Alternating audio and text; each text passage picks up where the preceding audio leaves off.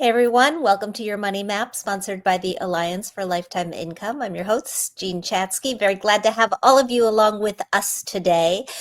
When you think about retirement, maybe you think about rest, maybe relaxation, maybe unlimited time to just do the things that you want to do. But here's the real truth. For many people, those first few years of retirement are they're actually the hardest. They come with challenges when it comes to bridging the gaps, both financially and psychologically. Steve Kreider Yoder, a retired bureau chief for the Wall Street Journal, and his wife Karen, a former educator, have been giving readers a front row seat to their experience in Retirement Rookies, a monthly column that they write for the journal. And in it, they chronicle the ups and downs of the beginning stages of their non-working years, everything from fears over running out of money to whether or not they should get an RV. Today, Karen and Steve are joining us to share some of the biggest lessons that they have learned from the early years of retirement. Steve, Karen, welcome to the show. Hi, Jean. Thank Thanks for you, having us Jane. on. Thanks for having us. Well, thanks so much for being here. I should tell people we have been trying to get you on for quite some time, but you're always somewhere else. You're having a very, very active early retirement. Set the stage for us a little bit. How did you decide that you were going to begin to write this column, and why did you feel like it was so important? Well, it was all because of an editor I've known for 35 years. His name is Larry Root. He's the one in charge of this section and a lot of the back of the book sections. And I did a column before 15 years ago with our sons called Yoder and Son, where we argued about family finance issues. And I told him that I was thinking about retiring and could we maybe write for him once in a while. And he said, well, our columnist is actually retiring. How about you join together with Karen and write us a column about the first years in retirement? And my conditions were we didn't want to give advice. We had no advice. We were just going to be blundering along. So he had to understand that we were going to be writing about our blunderings. He goes, perfect. That's what our readers want. So that's how we got started. I think oh, go ahead, Karen. We find that as we're thinking through all that we're experiencing, we're learning so much about what we're experiencing in these early years and of retirement. And that is a point of discussion then for our readers. It reminds me so much of the experience that I had on the startup team at Smart Money Magazine. We would go out to dinner and we would come back with story ideas just based around the parts of finances that people were talking about at the table. It's very much real life retirement, like this was real life finance. When you were on your run up to retirement, the 5 or 10 years or maybe longer before, how did you prepare psychologically and financially? Well, the main thing is that ever since we were married, almost 50 years ago, we have been living below our means. And that is so important, to live below your means. And then as soon as we got pretty, financially good jobs, we started maxing out our retirement as much as possible. And then now that we're retired, the main thing that we found that is good preparation is just to have lots of extracurricular activities, lots of things that you're interested in doing, because that's what takes center stage. Yeah, I think that in terms of what we did 5 or 10 years, there was the savings. There was also starting to do the kinds of things that we thought we might want to do after retirement. And this was particularly the case with travel. We've done a lot of overseas travel just with backpacks on buses, and we knew we liked that. We wanted to keep trying that to make sure we still wanted to. And then the bicycling, which was a relatively new thing, just since we both turned 60, we thought we might want to do bike touring. And so we tried a couple of weeks here and there. And then we did in 2021, we did a cross country on the bicycle before I retired. And that was really one of the things that sealed me on retiring. Was I wanted to take 3 and 4 months off to do this kind of travel, which is a little hard to do when you have a job. And so we were already doing a number of the things that we wanted to do after we retired, rather than waiting and suddenly doing new things. So you basically road tested, for lack of a Right. better word, although I have to say I think that's kind of appropriate, what you were going to do, which is I think really smart. I mean, we've all heard the horror stories of people who retire, pick up and move to Tucson or Mhm. Florida and decide they hate it and move back. Mhm. Mhm. We hear from a number of readers who say Yeah. that. Of course, there are readers who say you should move to the Midwest. We've moved to the Midwest and we love it. And there are others who say don't move until you're absolutely sure because it's a closed door from a city like this before you move. So the other good thing is I think that we knew that we wanted to stay here and stay in the house for at least a number of years. So that wasn't a major shift once we pulled the plug on retirement on careers. You mentioned living below your means, maxing out your retirement plans. What else did you do from a financial planning perspective? How did you think about life before and life after? Well, not enough. Basically, we were maximizing our 401ks and our 403bs or whatever it was that you had. And we waited a little too long to hire a financial planner. We wish we'd hired one years ahead. We ended up hiring one the spring of the year that I retired just to make sure that we had enough and that the money was in the right place. And it ended up being kind of a fire drill that he had a lot of work to do really quickly to lay the groundwork and then to finally say, yes, you have plenty to retire on. It would have been much better to start that 5-10 years earlier or even 20 years to have a good strategy for planning where our income was coming from, what our tax strategies were, what our giving strategies were. It would have made it more of a seamless transition had we hired a financial planner much earlier. But better late than never, and it gave us the security that we could afford to retire. In terms of the income component, we're starting to see new research coming out about how people are having difficulty. They're finding it scary actually to pull the money that they've spent such a long time shoving into their retirement plans out and actually spend it. How did you set up your income equation to make it work for you? And are you finding it scary? It is scary when suddenly that money spigot is turned off. But maybe you could talk about the buckets. That's where the financial planner comes in, it really helps. It's hard to explain the feeling because you've been told you got to save first, you got to max out your 401k, live below your means, save for retirement while you're giving to charity and so forth. Then suddenly one day you're saying, okay, now spend it. Now it's okay that you aren't laying stuff away, and it's a real jarring shift that I'm not sure anything can prepare you for. But having that financial planner there, and almost every time we meet with him, he knows that my question is, are we still going to not run out of money when we're dead? And so he usually starts, you're still okay, you're still going to be okay. I don't foresee a chance that you won't be okay, but I know that you worry about it. And so having the financial planner is this constant reassurance, is a big help. Yeah, I feel the same way when I go to see my financial advisor. I really like to see that chart taking me out past 95, 98, still some money there. Like that makes me feel better. But I know that you are taking steps to make sure that you're not spending unnecessarily. You wrote late last year about the sort of things that you were paying for that you found that you didn't really need or use. Karen, tell us about that column. What was that experience like? Yes. So I was sitting here in the study when Steve said, Karen, what about, this expense? It's coming up every month. I had no idea what it was. It was a help site to help me fix my sewing machine, and I'd never gotten any advice from them. So I cut that off. It took a while to even figure out how to cut it off. And then we looked very closely at all of our expenses. Do we really need them? Do we really not? Are we using them? Are we not? And we just slashed anything, even small items that we just didn't need. And it was helpful. It was very helpful to do that micro look. What did you find? What were the things on there besides sewing that surprised you? And by the way, we've all done this. I realized I subscribed my kids to a service when they were really young called Club Penguin.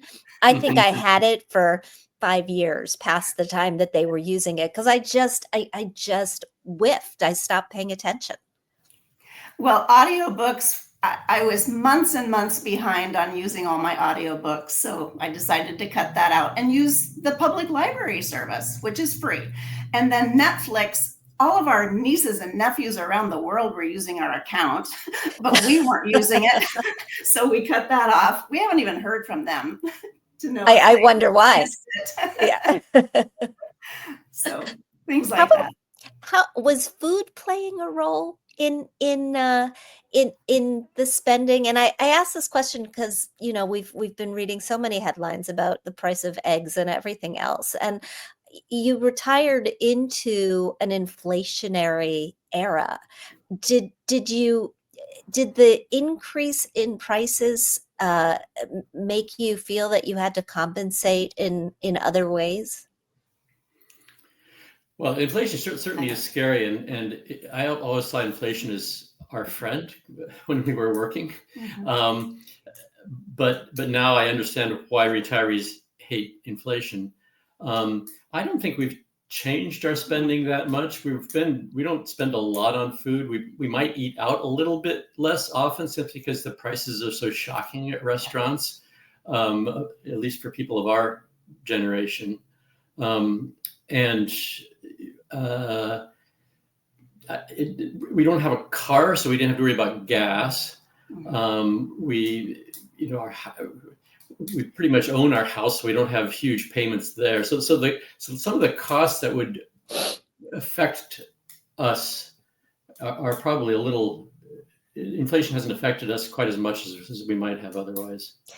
Was the decision to ditch a car something that you struggled with, or has it been a long time of just not having one? I ask because I went through this calculation with my mother a couple of years ago, where we actually realized that between what she was paying in insurance and what she was paying for parking, because she lived in a city, Mhm.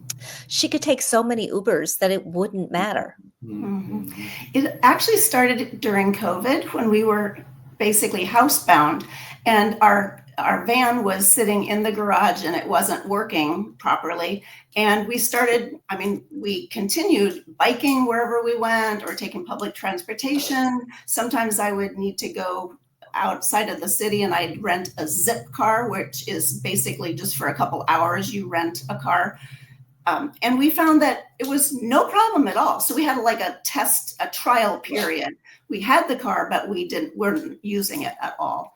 And we found that really it doesn't change what we do at all. But we live in a city that it's like a 15-minute city. Everything is within 15-minute walking or biking. So it really helps to be in this kind of a setting.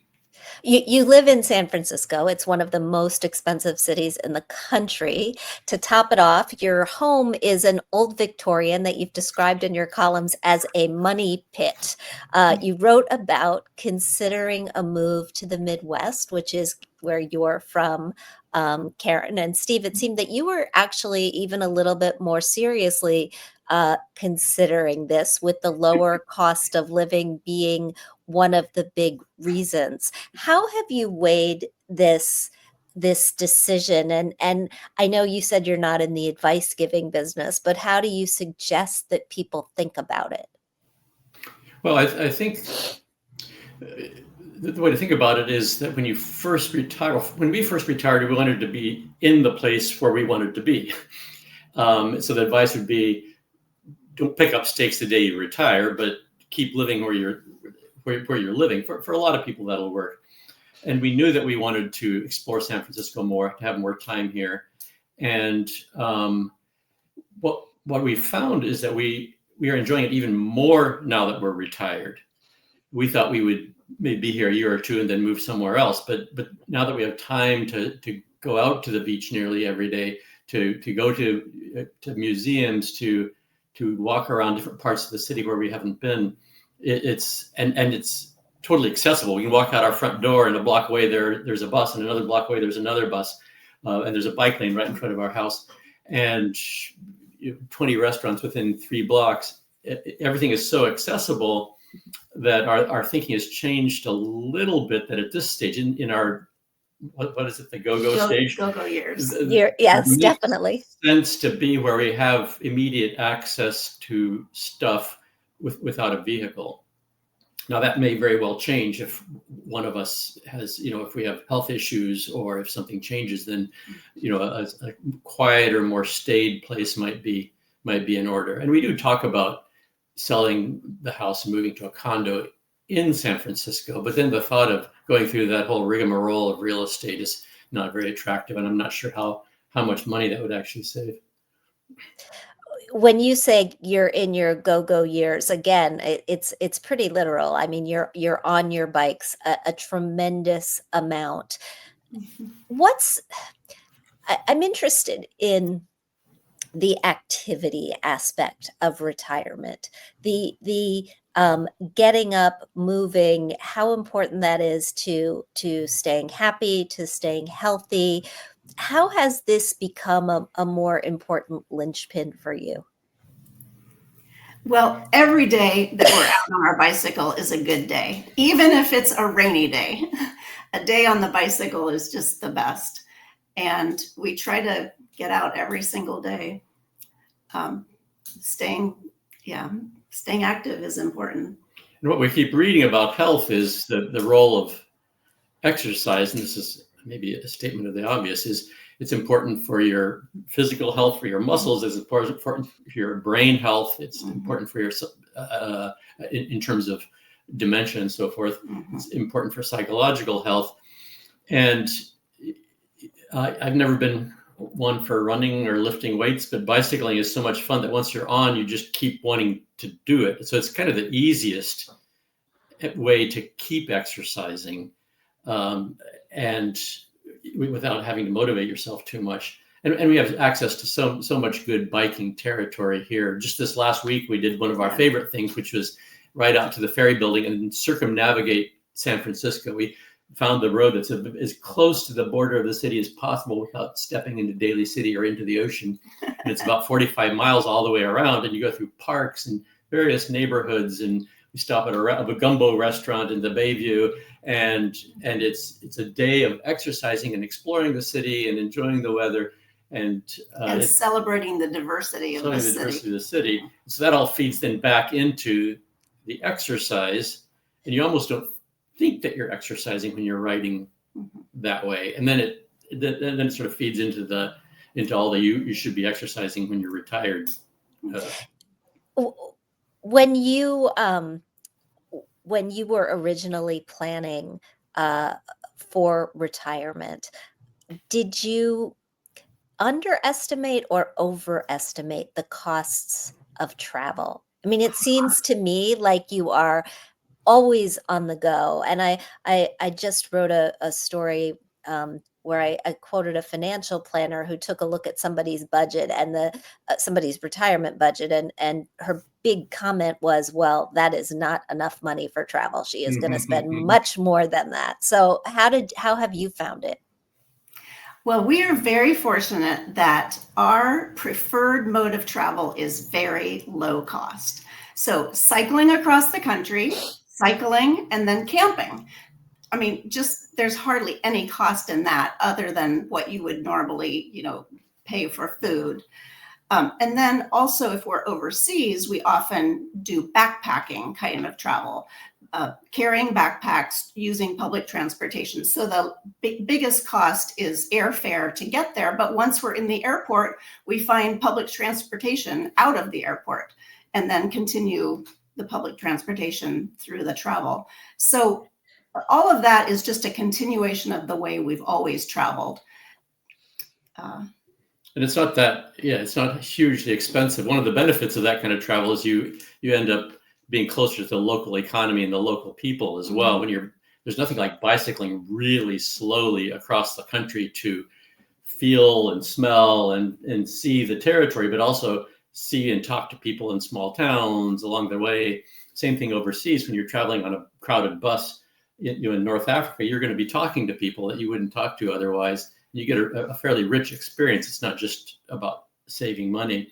The one place I think that we probably are spending more is domestic travel. When we visit our relatives, my father, who's in his 90s, and the airfares have gone up, car rentals have gone up, and there's not much you can do about it in our country where there's no decent public transportation except in big cities.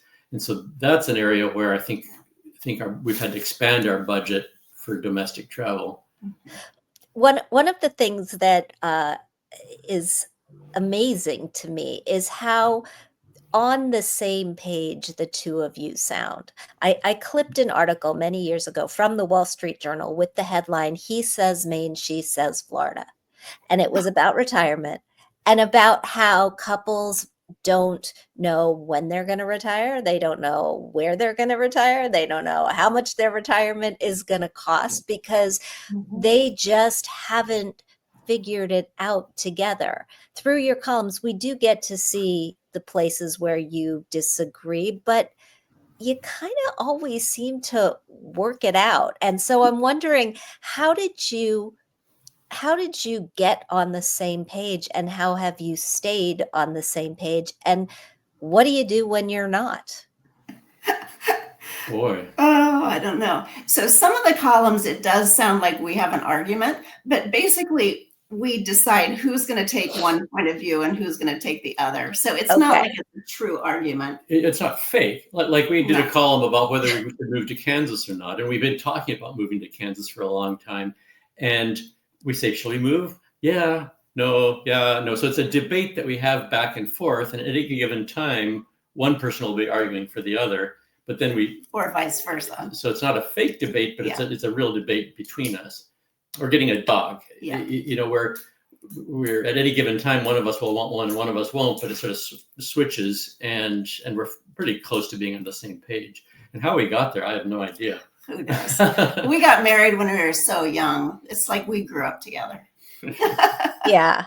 What are the things that you find you disagree about?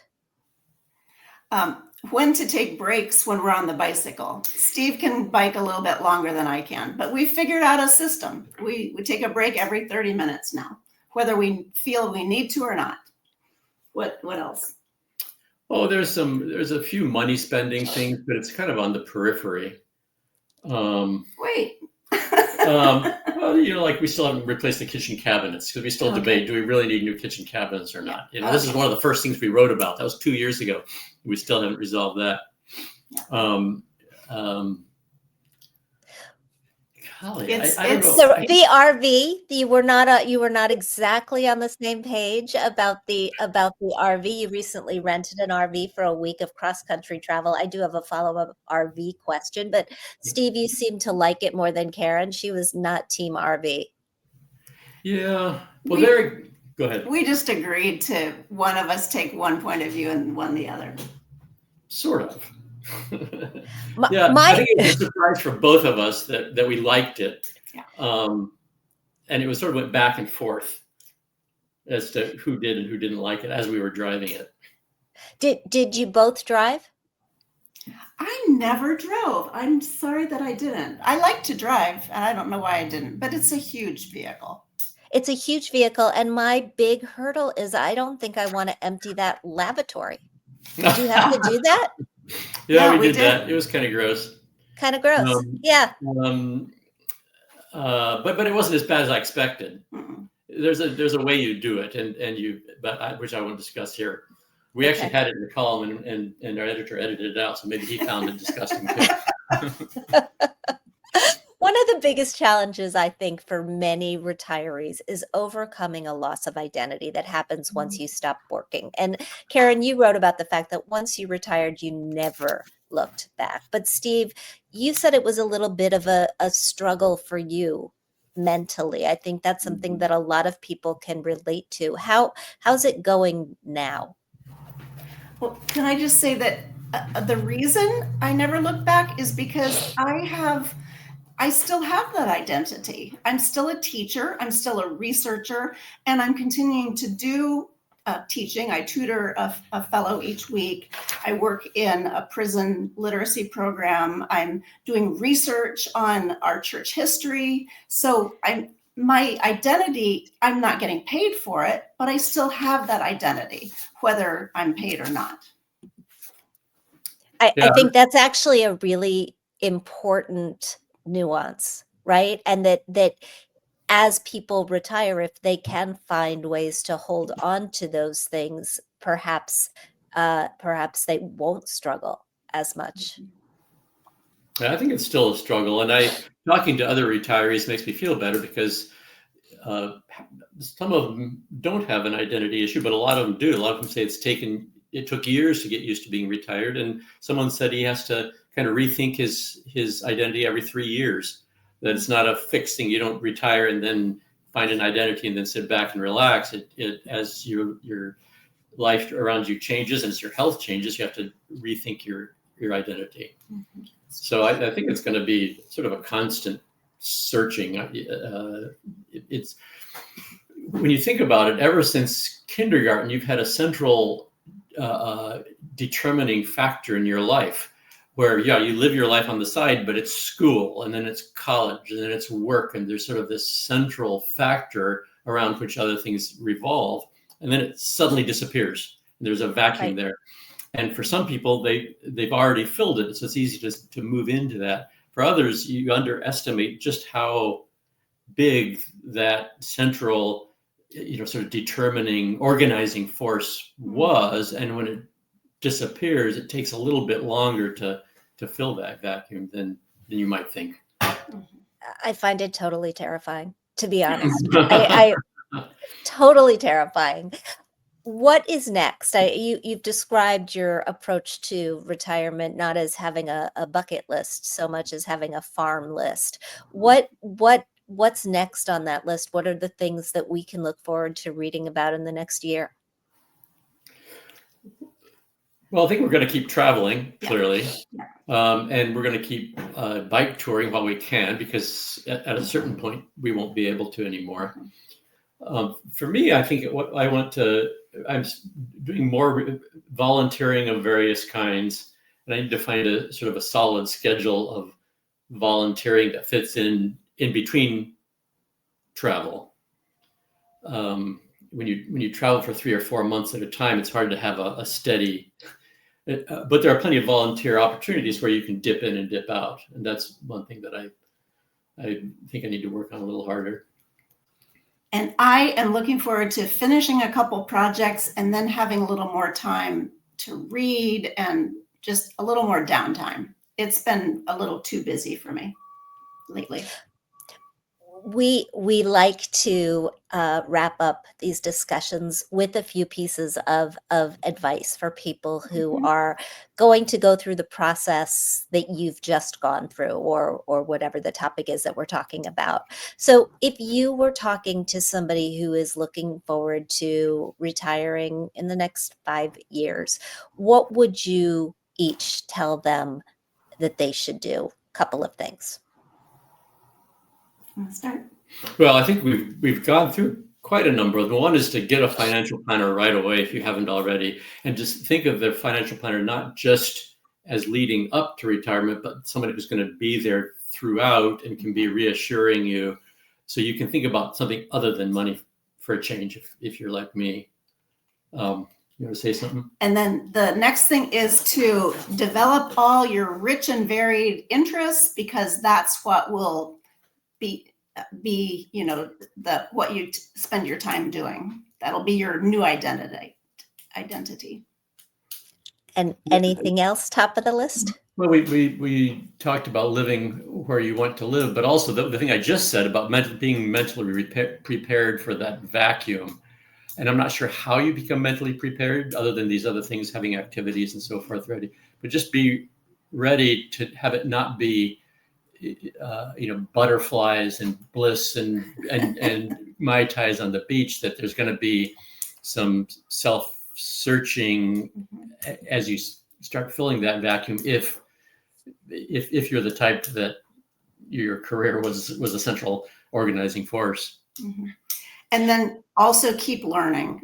Like Mm-hmm. we're not at the end of our life. We're just at the new beginning of this new time period, and keep learning, keep making new relationships, and So important. Keep living. Yeah, for sure. Can we look forward to reading about the retirement rookie experience in a book? People have asked us that. It's easy, not easy. It's hard enough to meet a monthly deadline. I'm not sure that we have what it takes to write a book, but we're gathering our information and thinking about it. Well, I would step up and I would buy it. I'm just saying. Okay, well, there's one. Okay. There's one. Thank you. There's One sale. Steve and Karen, thank you so much for being here. Sure. Thanks, Thank Jean. you so much. Yeah. And if you've been watching and you're looking for more tools to make your transition to retirement easier and better, be sure to visit the Alliance for Lifetime Income's website. It's filled with resources, including one of its newest. It's called Ask Ali, Ask ALI. It's a virtual assistant that helps people understand some of the complex concepts and terminology important for retirement income planning. I hope you get a chance to check it out. It's at protectedincome.org. Thanks again for joining us, Karen, Steve. Thank you so much. Bye, Thank you. everybody. Thank you. Bye.